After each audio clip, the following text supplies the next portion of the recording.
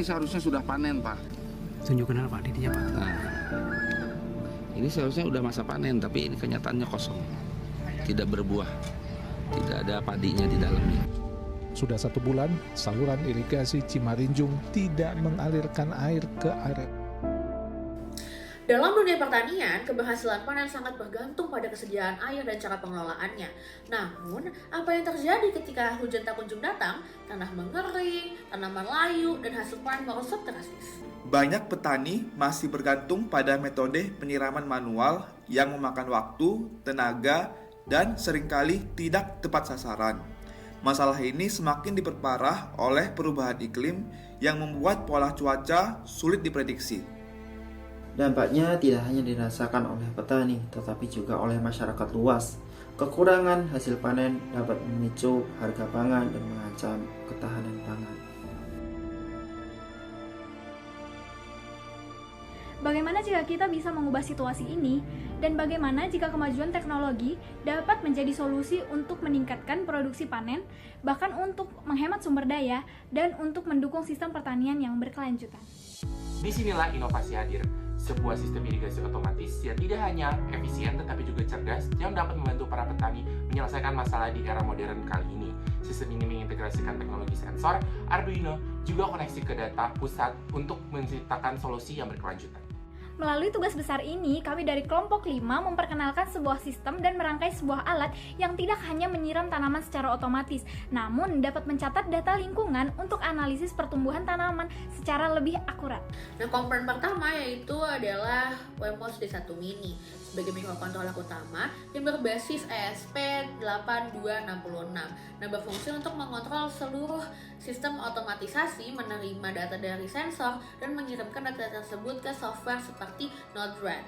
Dapat dihubungkan dengan jaringan Wi-Fi untuk komunikasi jarak jauh. Yang kedua adalah sensor kelembapan tanah yang berfungsi untuk mendeteksi kadar kelembapan tanah, menerima data tentang tingkat kelembapan sehingga sistem dapat menentukan apakah perlu menghidupkan pompa atau tidak untuk menyiram tanaman. Yang ketiga adalah sensor DHT11 digunakan untuk mengukur suhu dan juga kelembapan udara. Data ini dapat digunakan untuk analisis lingkungan sekitar seperti memantau kondisi yang sesuai untuk tanaman. Selanjutnya adalah pompa yang berfungsi untuk mengalirkan air ke tanaman berdasarkan perintah dari mikrokontroler. Biasanya diaktifkan jika kelembapan tanah berada di bawah ambang batas tertentu. Dan yang kelima adalah motor driver. Nah, ini digunakan untuk mengontrol pompa atau motor lainnya yang memerlukan daya lebih besar daripada yang dapat disediakan. Memastikan pompa juga untuk dapat bekerja aman dan juga efisien. Selanjutnya adalah software yang kami gunakan. Yang pertama adalah Node-RED, yaitu software berbasis alur kerja untuk menghubungkan perangkat IoT atau Internet of Things yang berfungsi untuk memvisualisasikan data dari sensor, mengatur logika sistem seperti kapan pompa akan dihidupkan, dan juga memungkinkan kontrol jarak jauh melalui dashboard website. Kemudian ada Arduino, yaitu lingkungan pemrograman yang digunakan untuk menulis dan juga mengunggah kode ke Wemos D1 Mini. Berfungsi untuk mengatur logika dasar sistem seperti membaca data, sensor, dan juga mengontrol komponen lainnya. Baik, saya akan menjelaskan komponen selanjutnya. Yang pertama adalah Node-RED, di mana Node-RED sendiri merupakan suatu alat pengembangan berbasis IoT yang memungkinkan pengguna untuk membuat aplikasi IoT secara visual. Node-RED ini mendukung interaksi dengan MQTT untuk membaca dan menulis data ke broker MQTT. Kemudian juga Node-RED dapat mempermudah pembuatan logika seperti memproses data dari Wemos D1 Mini atau mengontrol perangkat lain berdasarkan input tertentu. Dalam IoT, Node-RED ini sering digunakan sebagai antarmuka untuk menerima data dari broker MQTT yang dikirimkan oleh Wemos D1 Mini dan memvisualisasikan atau mengolah data tersebut. Di mana dalam IoT ini data ditampilkan melalui dashboard secara real time. Contoh fungsinya yaitu Node-RED akan mengambil data dari broker MQTT, kemudian Node-RED akan menyimpan data IoT ke database, selanjutnya menampilkan data di dalam dashboard, dan terakhir Node-RED akan mengirim perintah balik ke perangkat IoT berdasarkan analisis atau logika tertentu. Kemudian komponen selanjutnya adalah dashboard, di mana merupakan antarmuka grafis yang memungkinkan pengguna untuk memvisualisasikan data IoT secara real time dan mengontrol perangkat IoT melalui komponen interaktif seperti tombol, slider, grafik, indikator, dan lain sebagainya. Dashboard dalam Node-RED ini dapat diakses melalui browser web sehingga mempermudah penggunanya untuk memantau atau mengelola sistem IoT di berbagai perangkat seperti komputer, tablet, dan atau ponsel. Di dalam dashboard terdapat fitur utama. Yang pertama adalah visualisasi data, yaitu menampilkan data dari perangkat IoT atau cloud dalam bentuk grafik, tabel, indikator status, atau elemen teks. Kemudian mendukung berbagai jenis visualisasi data seperti chart, gauge, dan tabel. Kemudian kedua adalah interaktivitas, di mana dashboard memungkinkan pengguna untuk mengontrol perangkat IoT secara real time melalui widget interaktif seperti button, slider, dan lain sebagainya. Kemudian ada real time update, di mana dashboard secara otomatis memperbarui data tanpa perlu merefresh halaman berkat teknologi WebSocket.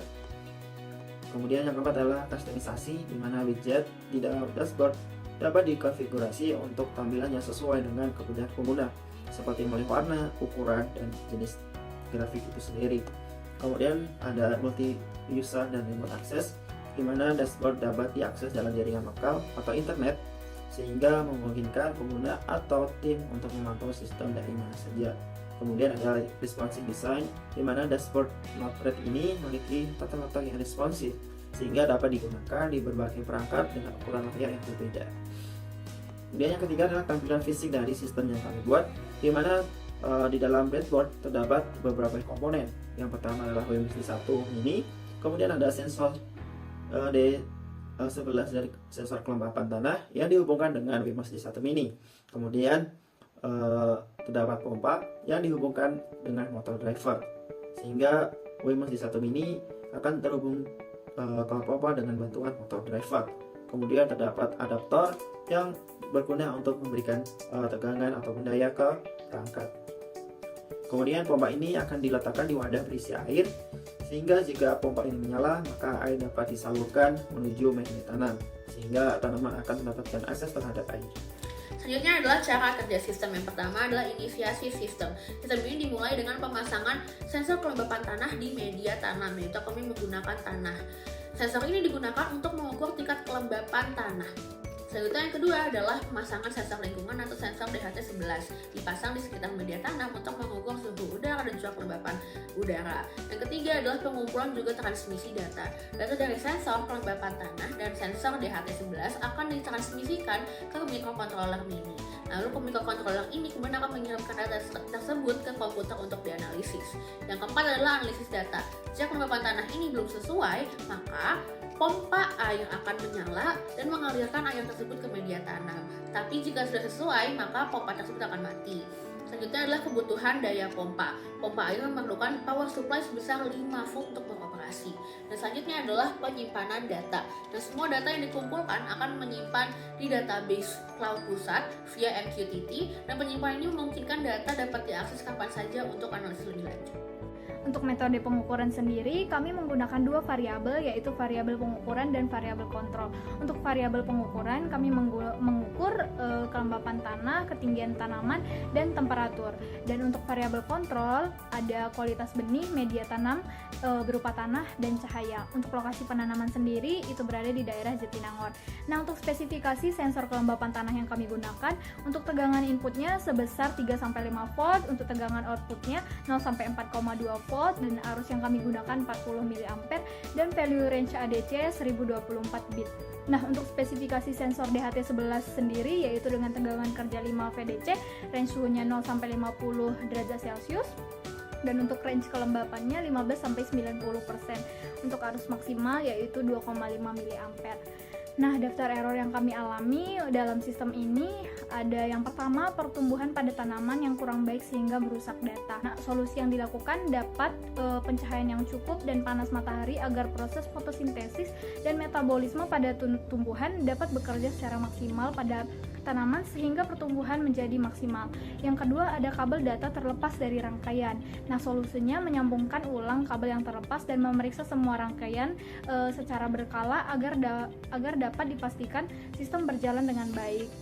Selain itu, dapat dilakukan dengan pemantauan untuk menghindari hal tersebut. Ada pompa air menyala dan terus-menerus sehingga kabel tersambung ke aliran listrik harus dilepas.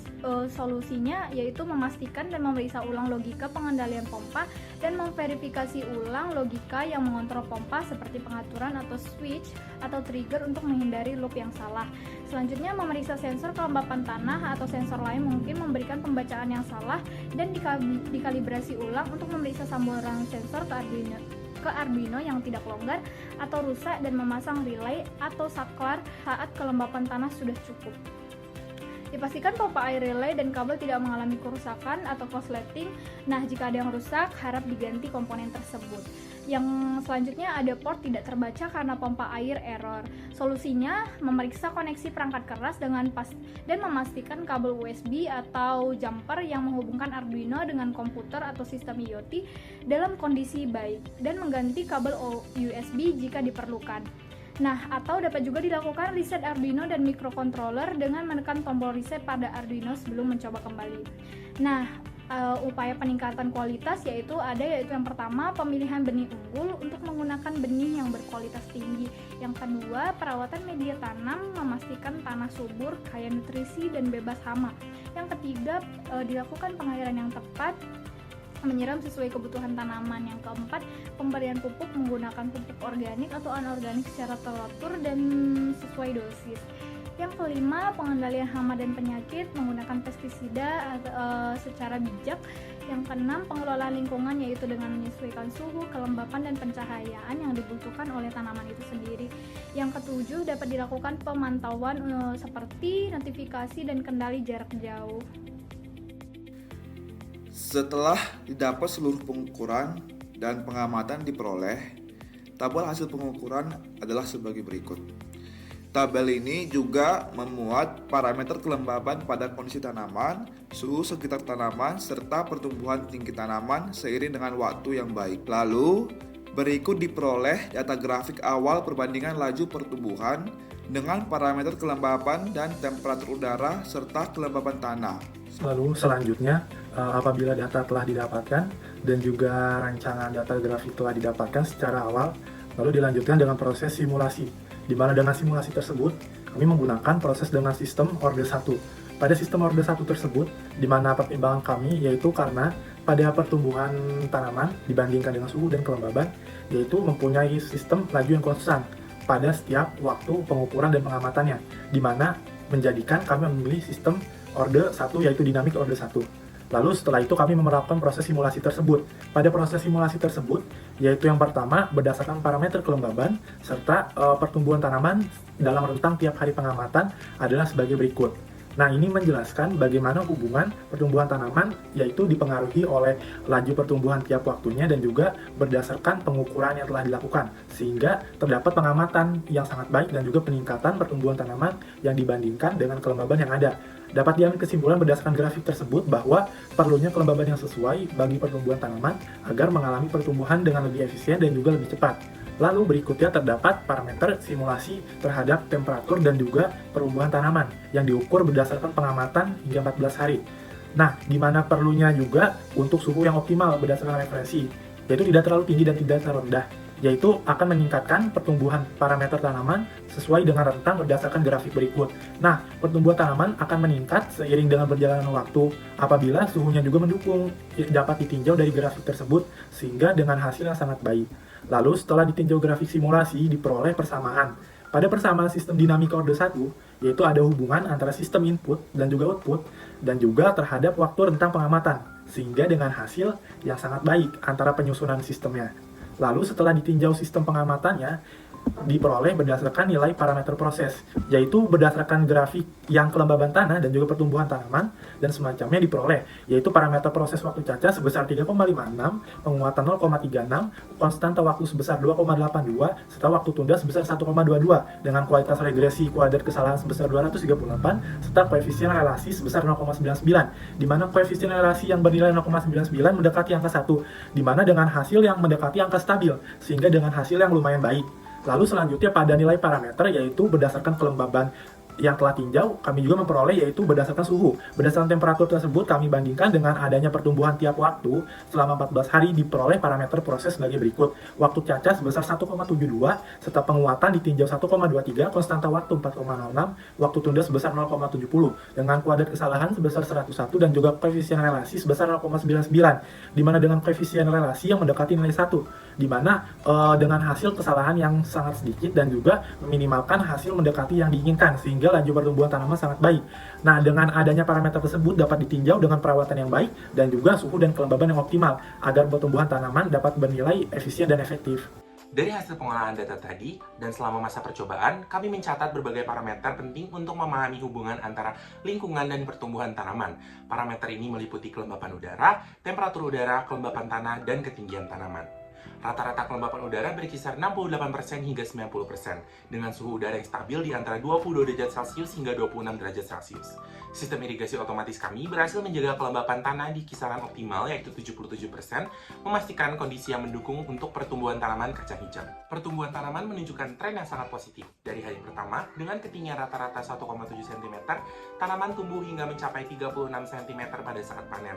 Laju pertumbuhan tertinggi terjadi pada hari ketiga hingga hari ke-10, di mana sistem irigasi menjaga kondisi tanah tetap ideal. Berdasarkan grafik yang sudah diolah pada pengolahan data sebelumnya, data menunjukkan korelasi yang menarik antara kelembapan udara yang tinggi dan stabilitas kelembapan tanah.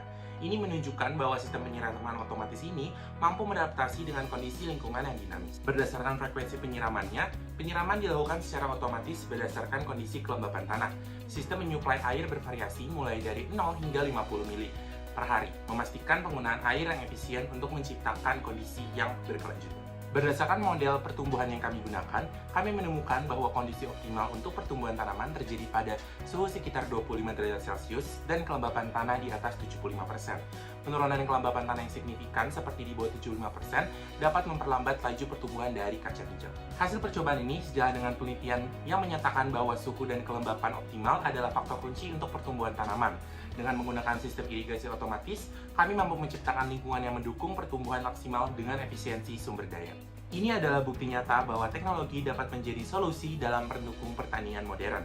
Dengan sistem yang cerdas, kita tidak hanya meningkatkan hasil panen, tetapi juga membantu menjaga keberlanjutan sumber daya alam. Solusi irigasi otomatis ini tidak hanya meningkatkan efisiensi, tetapi juga membantu petani mengelola sumber daya air dengan lebih baik. Dengan pengembangan lebih lanjut, sistem ini dapat diadopsi untuk menjadi skala yang lebih besar.